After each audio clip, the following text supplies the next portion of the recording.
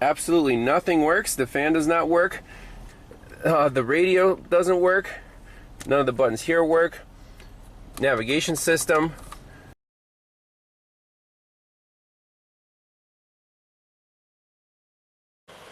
Hey everyone, welcome back to Pine Hollow Auto Diagnostics. Today we have a 2013 Nissan Murano that the owner drove from, I think, about 4 hours away. And customer complaint is that his center console, nothing works. The HVAC, all the buttons, navigation, nothing works. So he's driving around, it's getting, to be the cooler season. He has no heat. So absolutely nothing works. The fan does not work. Now it is stuck on some default mode where it just blows cold air all the time, so he says he has to shut the vents manually. It's a pain in the butt. The radio doesn't work. None of the buttons here work. Navigation system, nothing works there. And he said he can control the volume and I guess the source from the steering wheel. So I guess the receiver works, but and you can sync to his Bluetooth, but nothing here works at all. So that's the main customer complaint. And he said the dealership already looked at this thing and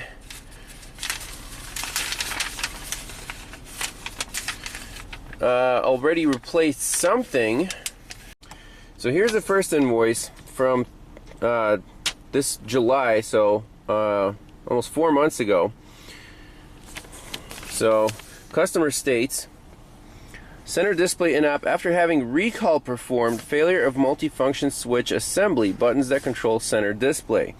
Would need to replace control panel assembly, estimate $1,500. Replace center control panel display switch assembly. So with a discount, apparently $1,200.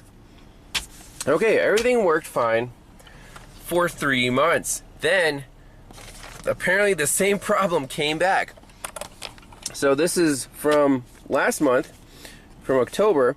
Customer states that the control panel on the dash is in-app, can't control anything. Perform diag, faults, so they have some U codes, all related to AV controller malfunction. Need to replace AV master control unit.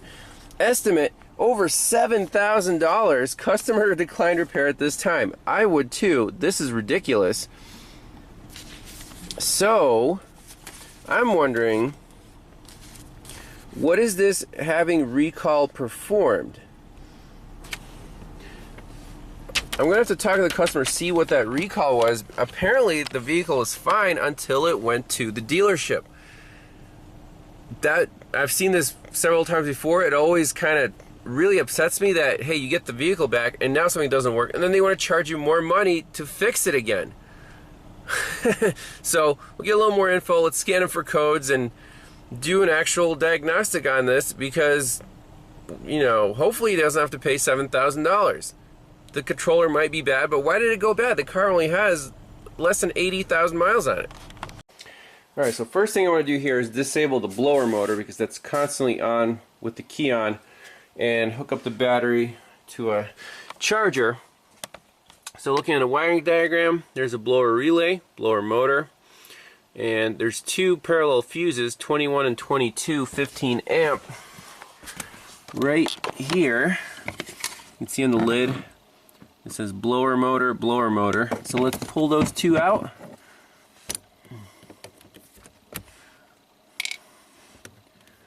One and two, okay. Now let's turn the key on. Okay, our blower is not on, that's good. There's our VIN. Murano, yes, confirm. We'll do a full code scan and see what is offline. So the game plan here is obviously gather the codes and then look at wiring diagrams, see how all these modules are interrelated. On Nissans, they are always all tied together. Sometimes there's a main AV controller which controls the HVAC and the radio. So we actually saw this in the Nissan No Start video, remember where, well, I won't spoil it, but I'll put a link in the description where the whole car was down just because one of these modules shorted out. So let's do a smart scan, and we'll see what codes are stored. There's some in the body. Probably can't talk to the HVAC. So the wiring diagram in the HVAC here. AC auto amplifier lower center of dash. Computer data line system. That's on the CAN network.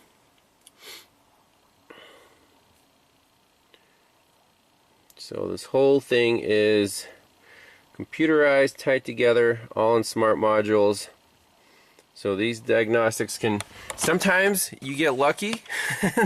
Obviously, if something's offline, you want to check powers and grounds first. So we'll go for the fuses here, like fuse 6.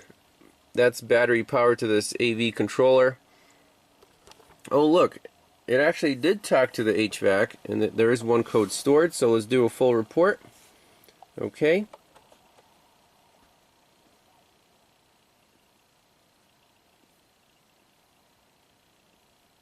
That's it. That's not very helpful. We don't have any U codes.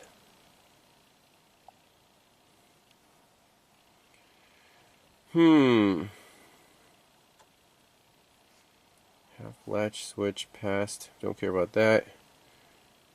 HVAC. Let's go to BCM. There's some flat tire codes.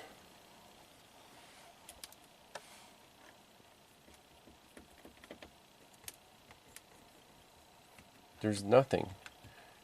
How can we talk to the HVAC if the whole thing is offline?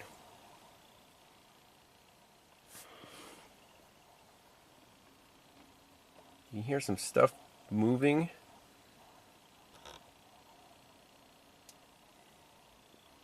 Is there a power feed missing to this entire system? I mean, the navigation unit should be on the network, but we'll see. We'll poke around with the scanner, see what happens. So in the bidirectional controls in the HVAC module, I'm doing this HVAC active test. When you push the different modes, you can hear stuff moving, so it looks like it's alive.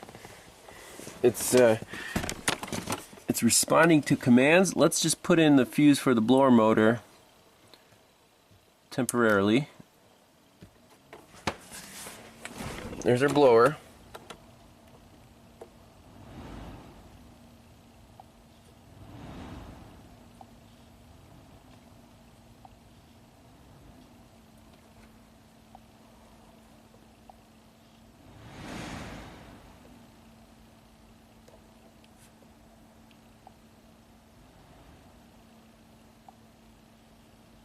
So it seems to have command, but this whole panel is dead.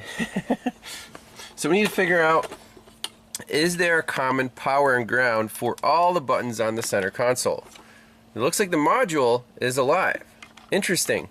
So when they quote to replace, the entire whatever controller for $7 grand, we can look up that part number, see what it is, and maybe find powers and grounds to it. So now I'm going into the multi-AV. It says system test on the screen. No fault code stored here. Let's see, read data stream.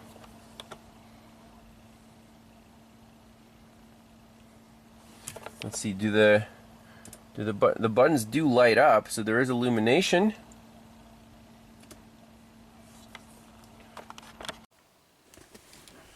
Alright, so I'm going to take this entire control panel assembly, and well, it looks like it's just a whole board with some connectors on it. Now I'm going to be careful here and see if anything comes back to life when we mess with these connectors. So this is the passenger airbag connector. We don't care about that. There's only two plugs. One is for the lower HVAC module here, and one is actually, this board is connected to this board with a separate cable. So it all goes through. It all goes through. I'm assuming that's the AV controller. Now we can look at the pins and see if there's anything wrong here. But this whole thing is dead. So let me find this connector, and we'll do powers and grounds here, and then see where this goes. Alright, so I found the actual number of this connector. So this connector is the only thing connecting the car to this panel. And this panel does a lot. I mean, it's got navigation, radio, and HVAC all on this 16-pin connector. Okay, so this module needs power and ground to work. So on OE diagrams, that's the only place you're going to find the actual number of the connector, and it's called the very generic multifunction switch. So you have to go by wiring colors to determine if you're on the right connector. To do that, you need to find M125 on the connector OE descriptions, and sure enough, it's a 16-pin, and if we go by the wiring color, so 1 is black ground, 3 is white accessory, 4 is red illumination, and indeed all the colors match up. So for example, if I put it on the red wire and we do test lights right here to battery ground, if I turn on the headlights, yay, we get illumination. Okay, so that's good. Let's check the ground wire, which is black. So from battery positive now.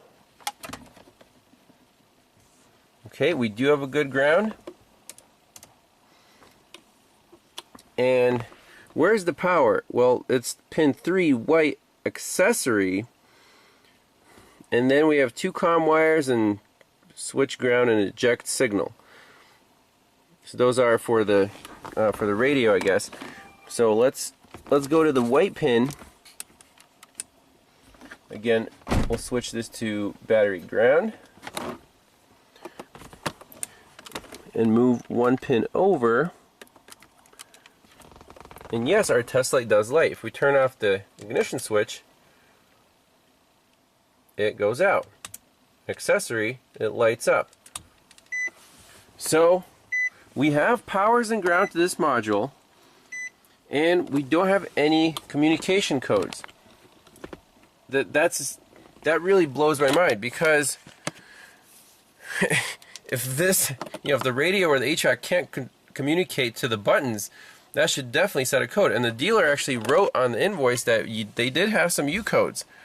So I'm not sure why we're not reading those U codes, but we need to get a scope on those communication wires and see what the network looks like.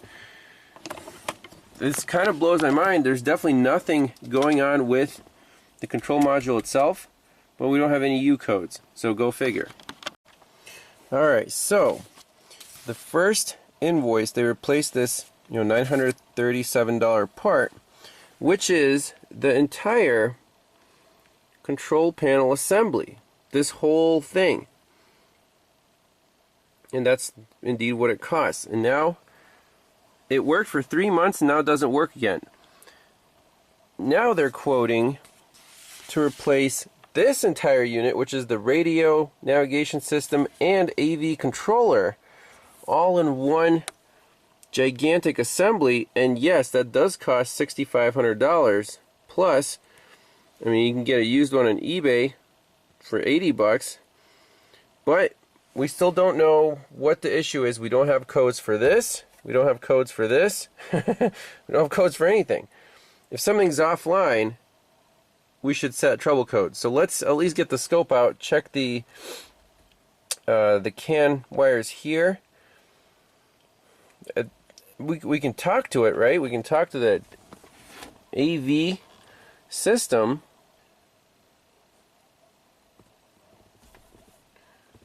I mean, this part works. I'm assuming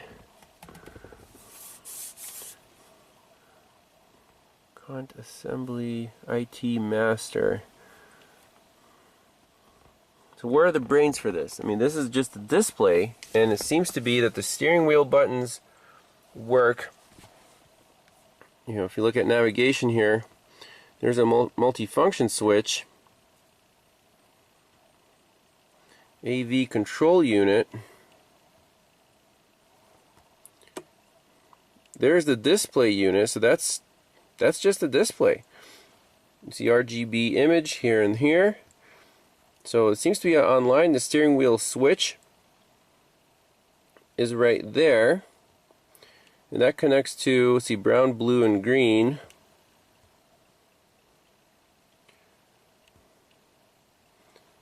Signal ground. Steering switch ground.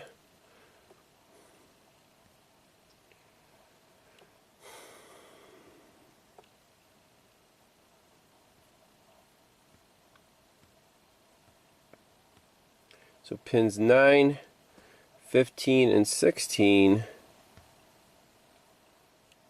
Steering switch B. 9 is switch A, and the steering wheel buttons work. These work, so the controller seems to be okay. How does that multifunction switch tie into this whole mess?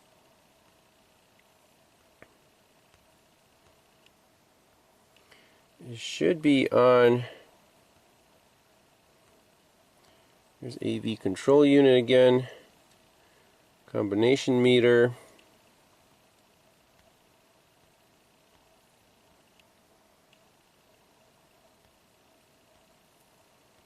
Steering wheel controls.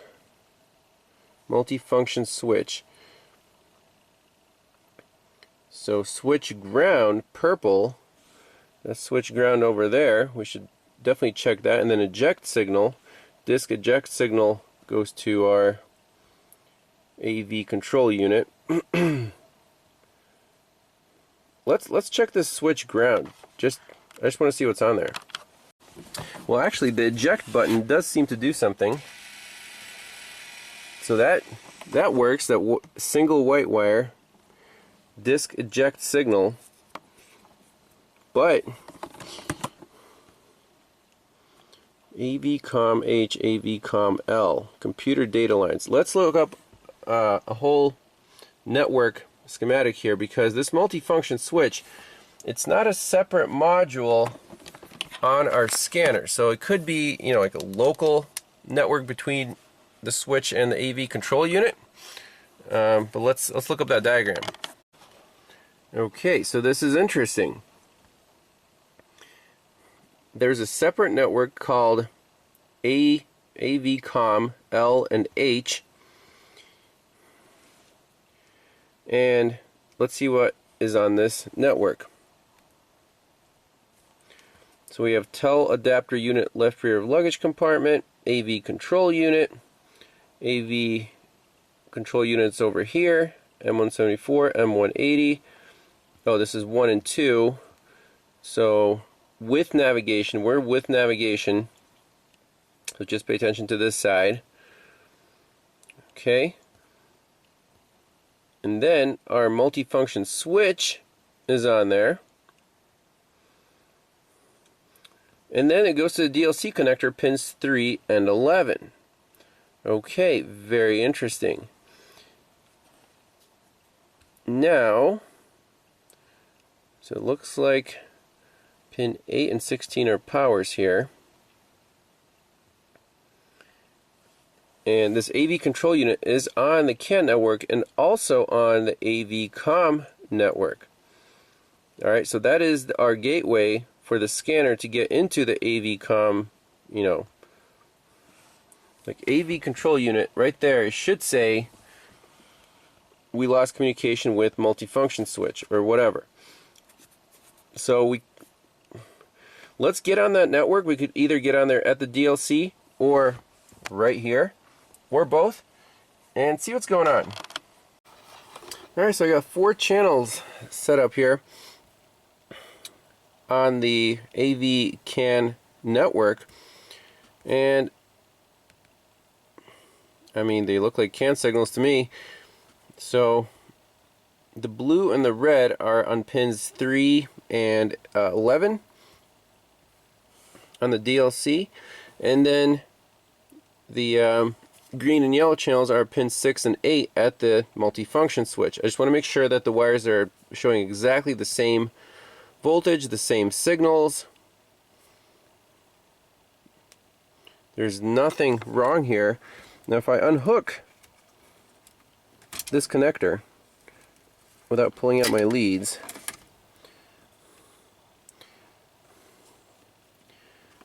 let me put this back in here.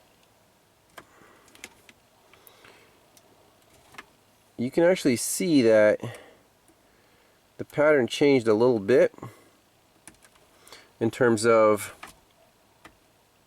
I'm sorry, let me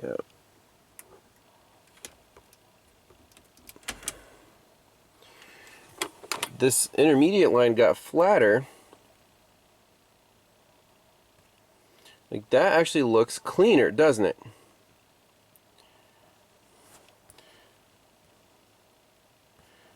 Let's compare when we plug it in. So now that the multifunction switch is plugged in, I really don't like these patterns as much as before. They're not as clean. You can see in between there's this kind of a large voltage drop. Something's decaying, almost like a terminating resistor. It's not quite doing its thing. So it is 2.5 volts, but it's going down to 2 volts, and that it's also doing the same thing, you know, at the DLC, obviously. With this sucker unplugged, you get a much nicer, I wish the pigtail was a little bit longer. Like, look how crisp that is. Huge difference, right? Yeah, there's some ringing here.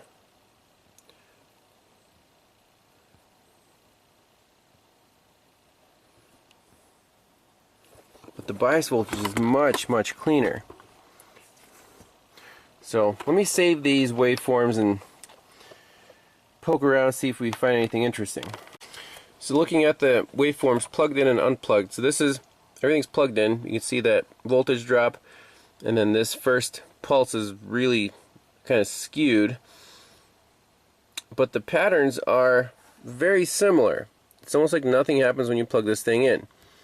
So this is when it is plugged or unplugged. You see very clean bias voltage, but the pattern, maybe Bernie Thompson could tell us what this means. It's, you know, short, long, medium, medium, medium, medium, long, long, and it ends with a long and a short. Same with this one, but it's just skewed. So nothing's happening on this network really, even though we have, you know, we have that signal. And I wish the scanner could talk to on this network directly. It can't. Maybe the Nissan scanner could, but this is pretty, you know, it's getting pretty deep into the module to module communications. And what do we say here? Do we call this new board as bad? You know, the multifunction switch or the AV controller that costs $7,000? This is an extremely expensive diagnosis. I mean, you have to be 100% right here, because the customer is going to trust you and, you know, go for the fix, and then if it doesn't work, it's going to be your butt on the line. So what else can we do to prove one way or another that is this bad or is this new part bad? I wish they kept the old part so we could play around with that, see what happens. We could let the system go to sleep, do a resistance measurement on there to see if there's a terminating resistor. We could take off this board, look for, I don't know, bad cracked solder joints, but right now it's still not conclusive. And we're not getting any code, so that's another piece of the puzzle. These cars are getting pretty complicated to diagnose, and without, even if you had, if you had really good engineering data, you could probably go further, but with what we have here, I mean, we see all the wiring's good. It's time to replace the modules. By the way, the terminating resistance is 60 ohms on pins 3 and 11. Doesn't matter if this thing is plugged in or not. So the terminating resistor does not live here. But you can see that it does skew the waveforms. Now, why is the AV unit not setting any codes whatsoever?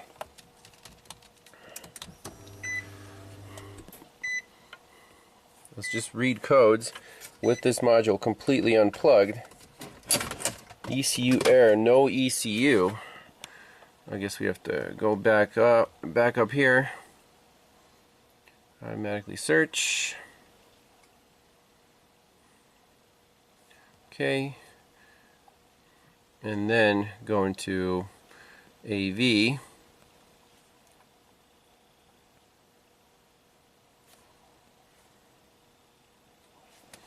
Is it supposed to set a code if the front panel is missing completely? I don't know.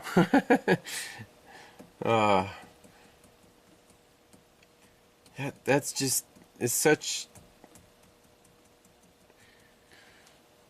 Is there a 100% way to determine which module is bad? The control panel or this AV unit? I really don't know. Sometimes you gotta, we're narrowed it down to 2. It's going to be whichever module, there's going to be a bad module. Now, they already replaced the front face, and it worked for 3 months. So if they had this exact same problem, they replaced that module, it worked for 3 months, that tells me that it's probably the same thing again. It's probably the face. And there we have no codes. So I don't think it's going to be the AV controller. So going by the dealer diagnosis here, the 3 fault codes, 1229, 1240, and 1300. So the 1300 and the 1240 have to do with the AV comm circuit. That's the one where we're scoping. And it says AV communication circuits between AV control unit and multifunction switch are malfunctioning. And we did check powers and grounds. Those are all fine. And the signals looked fine too. Now the 1229 code, let's see what they have in Bose Audio with navigation.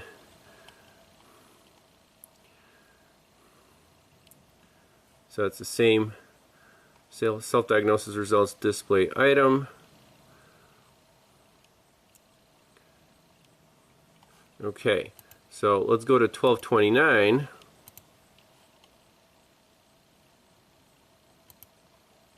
This is AV control unit. AV control unit malfunction detected. Replace the AV control unit if the malfunction occurs constantly. That's all it says. That's probably why the dealer went for that. But we're not seeing this code, and we're seeing good signals. So what I want to do is try to recreate the 1240 and the 1300 by grounding one wire on that network right at the DLC. So as you can see, I grounded pin 3 to pin 5 through a test light, so that should be completely down, and it looks like AV has no DTCs. Read fault code, no DTCs. What if we completely short circuit the network? That just blows my mind. When did they get these codes, and why can't we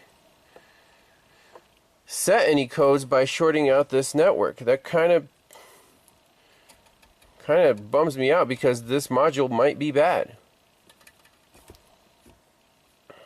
It's sending out signals, but it can't set trouble codes. Again, that test didn't really prove anything.